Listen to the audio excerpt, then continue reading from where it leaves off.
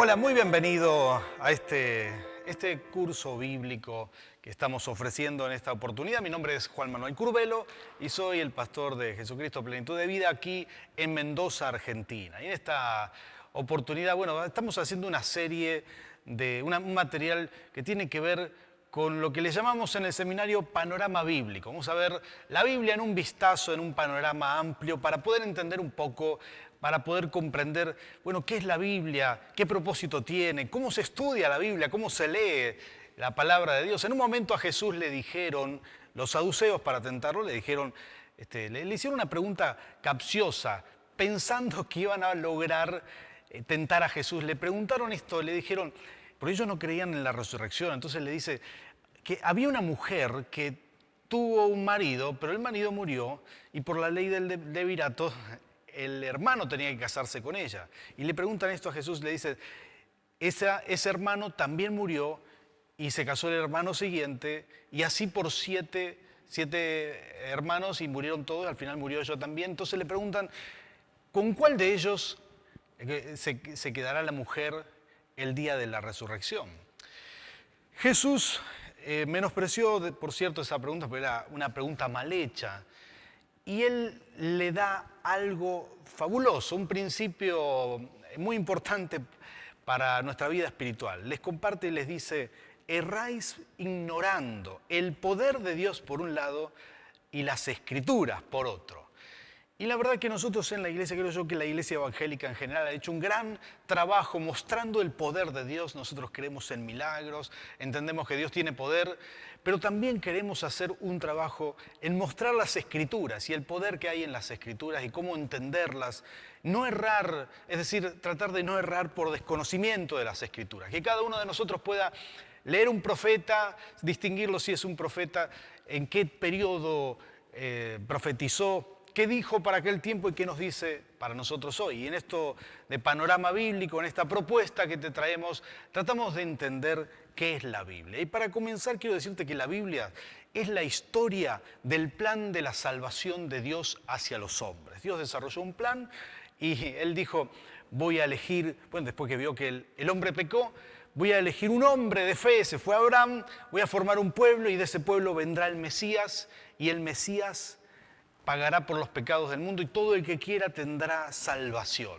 Luego enviaré mi Espíritu Santo porque el Mesías habrá pagado el pecado de la humanidad. Entonces así comienza la Biblia mostrando todo esto a grandes rasgos, ¿verdad? Mostrando qué es la historia del plan de la salvación del hombre, un plan diseñado por Dios mediante su mismo Hijo Jesucristo, se sacrificó en la cruz. La Biblia es inspirada por el Espíritu Santo. Esto significa que los libros que vas a encontrar en la Biblia no son soplados, relatados letra por letra, sino que son inspirados, ¿sí? La Biblia es papel, no hay magia en ese papel, pero sí es un libro vivo. De hecho, la palabra misma se presenta, el texto bíblico se presenta ante nosotros diciendo que el texto bíblico es como una espada de doble filo, que penetra hasta lo más profundo del corazón, porque es inspirada por el Espíritu Santo. Y hay principios y hay riquezas que nos bendicen cada día. Eso es la Biblia, es inspirada por Dios, es inspirada por el Espíritu Santo. Hay autores en la Biblia que no se conocieron ni estuvieron ni cerca, muy distantes en el tiempo, sin embargo, escribieron seguido uno tras del otro de temas que solamente el Espíritu Santo podía estar guiando. Esa es la prueba. Podemos encontrar a Ezequiel y a Juan en Apocalipsis hablando de los mismos temas. No se conocieron entre sí, no tuvieron oportunidad. Sin embargo, cuando se juntaron los libros, todo esto muestra que había un solo autor y era el Espíritu Santo. Esta es la Biblia.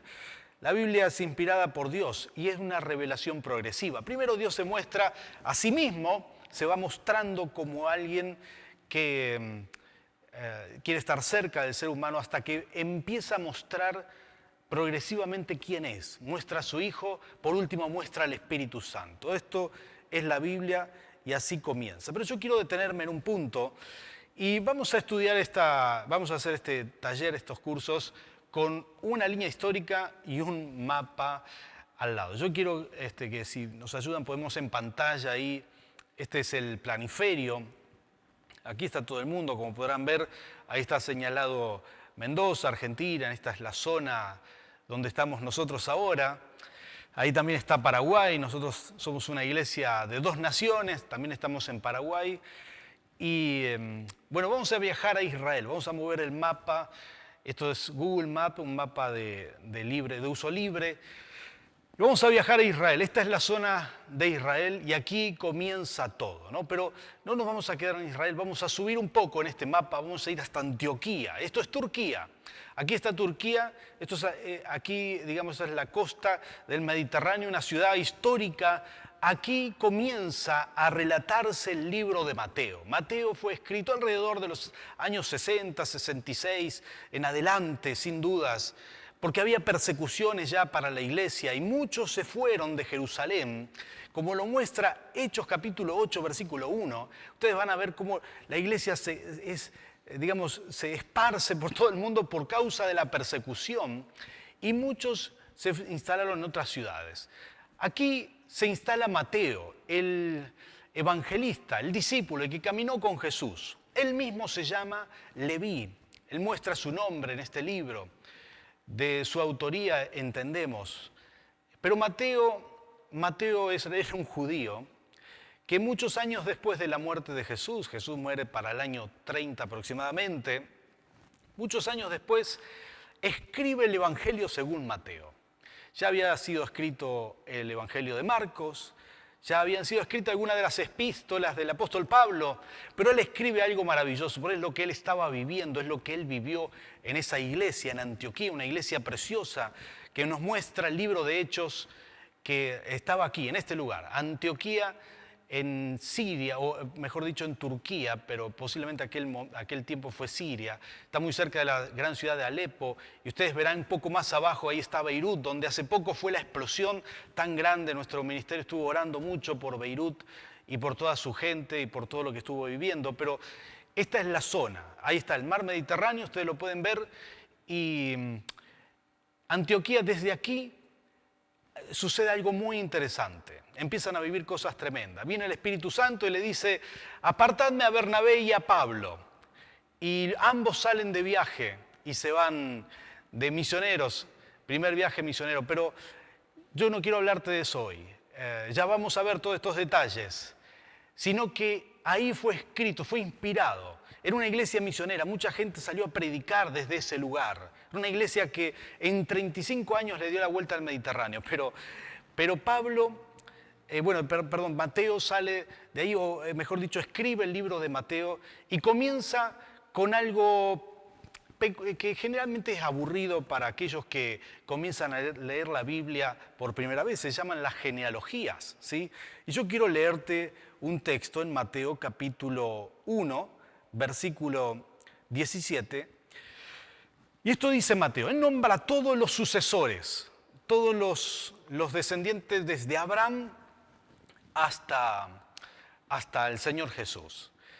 Y es muy interesante cómo Mateo lo plantea, porque es el único que lo plantea así.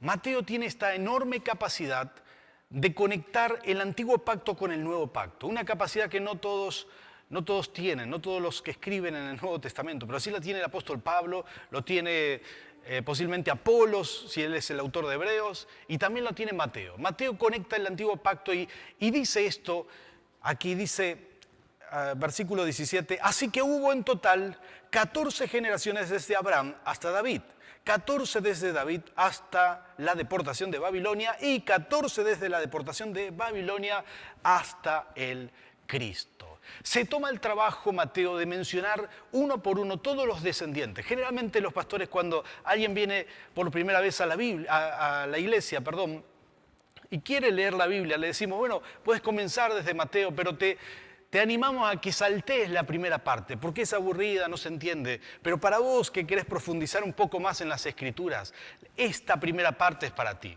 porque aquí está la clave. Aquí está la sucesión de todos los antepasados de Jesús. Y Mateo está mostrando algo maravilloso. Él está diciendo, ¿ustedes creen que es casualidad que hubo 14 generaciones desde Abraham hasta David y 14 generaciones desde David hasta la deportación de Babilonia? Y ¿saben qué? Después de 14 generaciones más, ¿quién vino? Jesús, el Mesías. Y no solamente esto, en esta genealogía muestra de forma maravillosa que el descendiente que tiene derecho al trono por parte de José, porque la genealogía contada de Lucas es por parte de María, pero esta es por parte de José, según Mateo.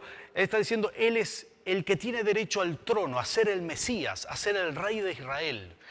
Y lo muestra claramente en esta genealogía y muestra cómo estas 14 generaciones abarcan el antiguo pacto y la conectan con el nuevo pacto. Y nosotros podemos ver aquí una línea histórica. Ustedes verán aquí en el año 5 antes de Cristo está el nacimiento de Jesús. Curiosamente 5 antes de Cristo, 6 antes de Cristo. Jesús muere para el año 30 en esta línea histórica. Y para atrás verán 14 generaciones para atrás la deportación de Babilonia. Y 14 generaciones para atrás está el rey David. Esto es más o menos 1000 años antes de Cristo. Y otra vez, 14 generaciones para atrás está Abraham. Y antes de eso, bueno, tenemos el comienzo, el Génesis y todo esto. Así vamos a estudiar en esta primera parte estos pasajes de las Escrituras y vamos a conectar el antiguo pacto con el nuevo pacto. Quiero decirte un detalle más, ya que me quedan algunos minutos, quiero mostrarte esto en la palabra del Señor. El autor de Hebreos dice esto que es maravilloso, dice esto que vamos a leer, posiblemente lo escribió Apolos, un gran evangelista del tiempo bíblico contemporáneo del apóstol Pablo, y dice Hebreos capítulo 9, voy a leerte versículo 16, él muestra, dice que enseña acerca del testador y el testamento, ¿no? El que deja una herencia es el testador, ¿sí? Y tiene que morir para que el testamento sea válido.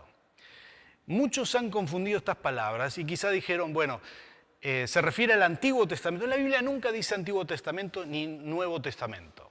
Está diciendo que la gracia de Dios es como una herencia que recibimos y que esa herencia, para que la podamos recibir, tenía que morir el testador, era Jesús. Así lo dice Hebreos. En el caso de un testamento es necesario constatar la muerte del testador, pues un testamento solo adquiere validez cuando el testador muere y no entra en vigor mientras vive. La muerte del Señor Jesús inicia un nuevo tiempo, el tiempo de la gracia. Esa es la herencia, ese es el tiempo que estamos viviendo, un tiempo del Espíritu Santo para entender las Escrituras. Y todo lo que vemos desde la muerte de Jesús en adelante es el tiempo del nuevo pacto, el pacto con el Espíritu Santo derramado aquí en la tierra. Y anterior a eso es el antiguo pacto, posiblemente utilizada de forma errónea. Decimos Antiguo Testamento y Nuevo Testamento, pero ahora que vos sos conocedor de todos estos detalles, vamos a llamarle en este curso el Antiguo Pacto y el Nuevo Pacto. Una sola Biblia, dos pactos que se unen entre sí. La verdad es que Dios tiene mucho para nosotros. Es una bendición muy grande poder sumergirse en el fascinante mundo de las Escrituras. Así que yo quiero animarte a comenzar a leer la palabra del Señor. En este tiempo vamos a explicar en este curso de las generaciones, vamos a ver cómo se estudia. Ustedes verán que desde Abraham, en el periodo de Abraham hasta David, es el periodo de la formación del templo y cómo Dios le dice, bueno, Dios le dice a todos los personajes de ese periodo, le dice, porque se lo prometí a Abraham, ¿sí? Y dice muchas veces el Dios de Abraham, de Isaac y de Jacob, y menciona los patriarcas, la formación del pueblo. Pero en el periodo de David va a decir, en todo ese periodo, la Biblia va a decir, por amor a mi siervo David, porque ese es el periodo del primer templo. Luego viene el periodo del segundo templo de Babilonia y luego viene el Mesías, ¿no? La Biblia fue inspirada por Dios en el tiempo del Mesías de Jesús. Sale el mundo entero, sale en todos los apóstoles a evangelizar, especialmente el apóstol Pablo, y en 35 años se da la vuelta al Mediterráneo y el evangelio es llevado a todo lugar. Cerca del año 70 ya todos conocían de Dios y para el año 100 termina el último texto bíblico, aproximadamente el año 100, en una isla en Patmos, ahí lo podemos ubicar un poquito en el mapa, termina escribiendo Apocalipsis, Juan, y se cierra el canon bíblico, se cierra desde lo que comenzó escribiendo Moisés hasta lo que termina escribiendo Juan, el apóstol Juan. Este es el canon bíblico, todos los libros de la Biblia, bueno, tienen su periodo de tiempo y vamos a tratar de entenderlos un poquito más en estos cursos. Mi nombre es Juan Manuel Curvelo, como te dije antes, estamos aquí para servirte. Vamos a dejar nuestros links para aquellos que quieren hacer una pregunta, nuestros contactos y todo en este video. Y te animamos a leer y a estudiar la palabra del Señor. Desde aquí me despido y nos vemos en la próxima entrega. Chau, chau.